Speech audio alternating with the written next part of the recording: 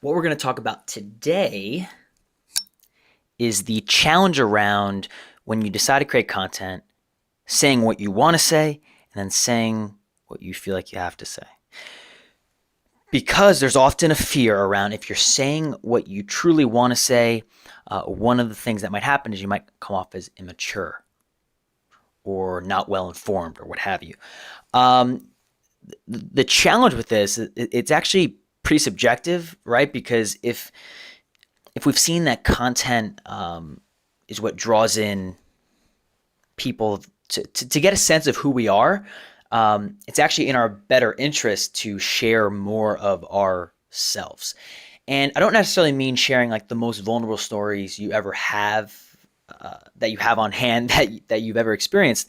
I still believe to a degree it's good to process those really vulnerable stories on your own, and then when you're ready to share them, you start to share them. Um, but this idea of if I say what I want to say, is it going to come off as immature? And then we could talk about some other ways of does it come off as arrogant? Does it come off as a know-it-all? Does it come off as insert adjective, insert characteristic? So I think this is a common concern, but at the same time, it's almost it's kind of thinking like worst case scenario, right? Because the truth is that, and I think it's useful to process this before you decide to commit to creating content, especially if you're a business owner or an entrepreneur, is that if you don't decide beforehand, if you don't decide to bring awareness to this beforehand, that not everyone's gonna like you, and it could be really hard to kind of wrap your head around that and make that clear before you get started, because you would think that if your intention is right, you want to share value, you want to share education, you want to teach people things. It's like, oh, how could someone not like that? But people have opinions, and it could be challenging if you don't have the awareness beforehand that, hey, like, people might have opinions, and not might, people will have opinions.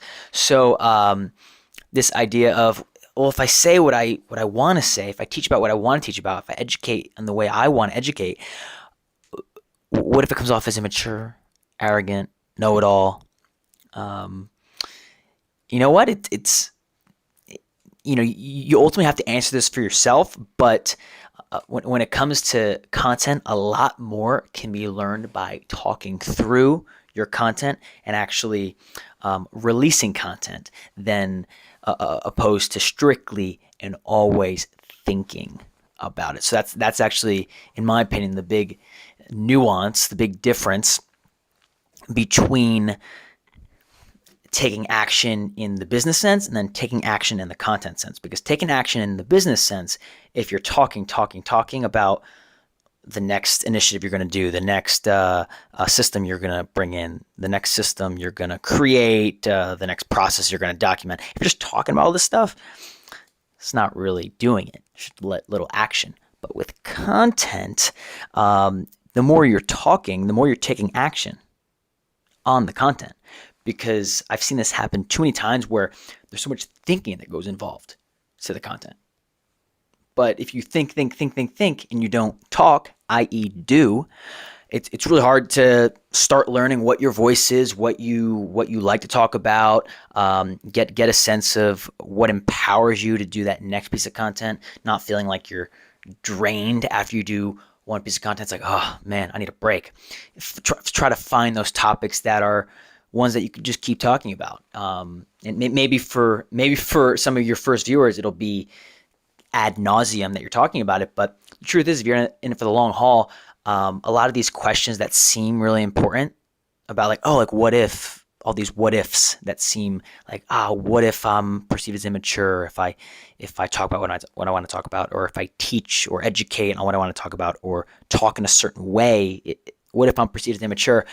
A lot of what ifs that seem really important, but in the long haul, when you commit to a long-term process, you'll begin to see that a lot of these things are I don't want to discount it and say unimportant, but they're much, much less important than you or are led to believe.